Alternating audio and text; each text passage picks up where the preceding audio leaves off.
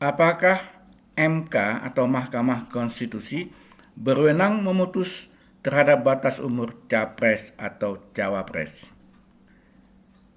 Jelas ini merupakan kewenangan MK. Karena dalam hal ini MK hanya menafsirkan konstitusi yang menyangkut dengan hak konstitusional kaum milenial, yaitu hak untuk memilih dan dipilih yang dijamin oleh konstitusi, sesuai dengan kewenangan judicial review dari MK yang diberikan oleh pasal 24C dari Undang-Undang Dasar 1945.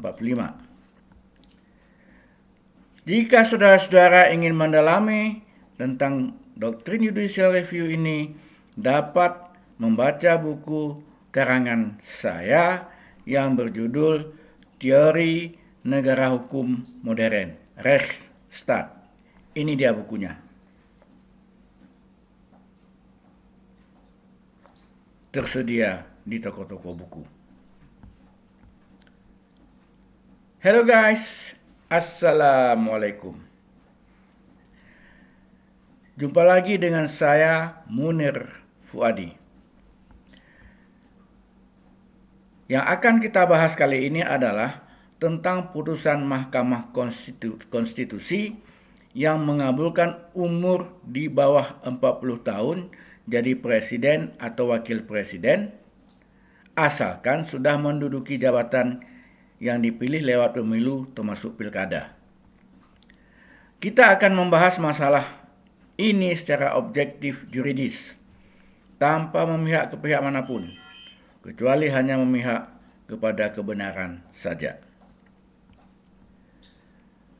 Apakah konflik kepentingan dari ketua MK, adakah konflik itu sehingga dianggap melanggar etika? Ada enggak konflik kepentingan dari ketua MK itu?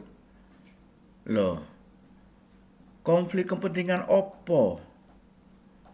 Melanggar etika opo? Karena yang diputus MK bukan perkara pribadi. Bukan perkara pribadi seseorang. Bukan terhadap orang. Seperti dalam kasus perdata. Yang diadili oleh MK hanya norma yang berlaku. Bukan hanya kepada orang tertentu saja berlakunya, tapi berlaku terhadap semua warga negara dengan kualifikasi yang sama. Baik untuk generasi sekarang maupun terhadap generasi nanti yang akan datang. Selain itu, saudara-saudara, dalam beberapa putusan Mahkamah Agung juga tidak mengkategorikan konflik of interest terhadap masalah seperti ini. Apalagi karena pemutus jadi atau tidak untuk menjabat sebagai presiden atau wakil presiden bukanlah MK, tetapi adalah suara rakyat nantinya dalam bilik suara pada pemilu. Jadi apanya yang menjadi masalah? Putusan MK tersebut clear kok. Tegak lurus kepada konstitusi kita. Karena itu, tidak usahlah dinyinyirin. Tidak usahlah merasa menang-menang sendiri. Tidak usahlah terlalu baper.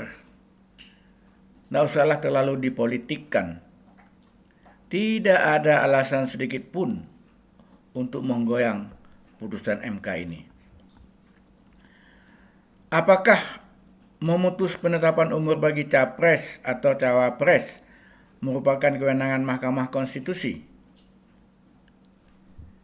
Jelaslah, itu merupakan kewenangan Mahkamah Konstitusi sebagai kewenangan dari the least dangerous branch. Karena itu, menafsirkan konstitusi yang menyangkut dengan pengakuan terhadap hak konstitusional dari anak muda yang merupakan salah satu fundamen dari negara hukum dengan membatalkan undang-undang yang bertentangan dengan konstitusi. Dalam memutus tentang batas usia ini, jelas tidak ada benturan kepentingan. Karena hakim konstitusi dalam memutus perkara harus berjumlah ganjil. Dalam hal ini 9 orang. Kalau jumlahnya 8, nanti kalau draw gimana? Lagi pula putusan Mahkamah Konstitusi bukan terhadap perkara fakta. Bukan kasus seseorang saja seperti dalam kasus perdata, tetapi merupakan pengujian norma atau kaidah, pengujian undang-undang. Jadi tidak ada sangkut pautnya dengan fakta atau orang. Putusan bukan hanya untuk seorang warga negara saja, tapi untuk semua anak muda milenial pada kategori yang sama dapat menikmatinya. Jika tidak pada pemilu kali ini, bisa jadi pada pemilu berikutnya nanti. Tidak ada larangan bahwa Ketua MK tidak boleh berhubungan saudara dengan siapa saja, termasuk dengan Presiden. Bahkan merupakan hak asasi dari siapa saja, termasuk hak asasi dari Ketua Mahkamah Konstitusi untuk membina rumah tangga dengan siapa saja, termasuk dengan salah satu anggota keluarga dari Presiden misalnya. Hak fundamental seperti ini tertulis dengan jelas dalam pasal 28B dari Undang-Undang Dasar 45. Semuanya clear kok, clear. Lalu pelanggarannya di mana? Apakah anak muda berhak menjadi presiden atau wakil presiden? Tentu saja mereka berhak secara konstitusional. Bahkan sudah merupakan hak asasi yang dilindungi oleh undang-undang, yakni hak di antara warga negara untuk diperlakukan sama dalam hukum dan pemerintahan. Equality before the law. Seperti yang diatur dalam pasal 27 Undang-Undang Dasar 45. Atau hak dari warga negara untuk memilih dan dipilih yang diatur dalam Undang-Undang Dasar. Karena hak suara objektif dalam masyarakat, suara-suara objektif dalam masyarakat menginginkan agar anak muda lebih cepat diberikan hak konstitusionalnya. Kemudian proses menjadi capres, cawapres akan diuji nantinya secara terbuka melalui debat-debat capres misalnya atau cawapres. Jadi masyarakat pemilih dapat menilai jika memang kelihatannya tidak kompeten yang bersangkutan, ya jangan dipilih. Kok susah-susah amat? Atau setelah dipilih jika ternyata tidak kompeten, ya ada proses pemakzulan yang diatur secara rapi dalam undang-undang. Yang jelas pilihannya menjadi capres, menjadi presiden atau wakil presiden ada pada rakyat banyak di balik bilik suara pada pemilu nantinya. Bukan pada presiden. Keputusannya bukan pada presiden. Juga bukan pada Mahkamah Konstitusi.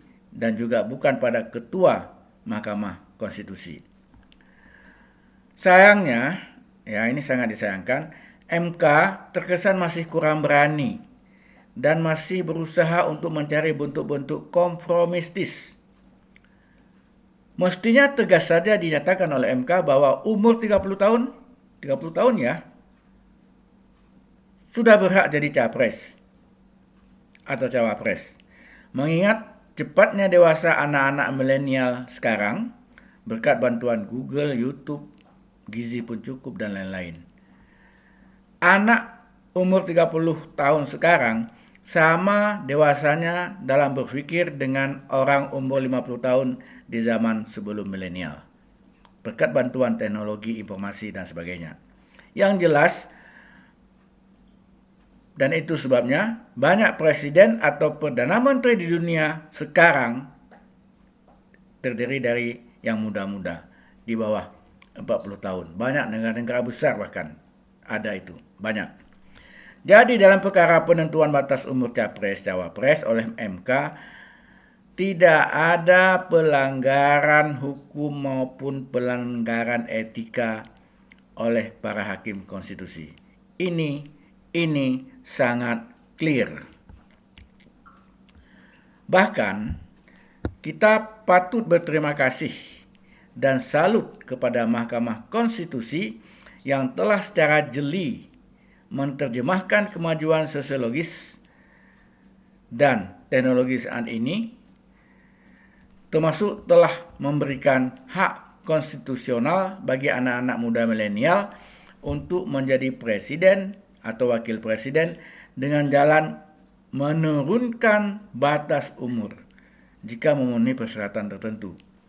Meskipun para hakim konstitusi itu sebenarnya tidak muda lagi, sehingga mereka juga bukan termasuk ke dalam kaum milenium, tetapi mereka ngerti maunya kaum milenial dan sesuai perkembangan objektif dalam masyarakat.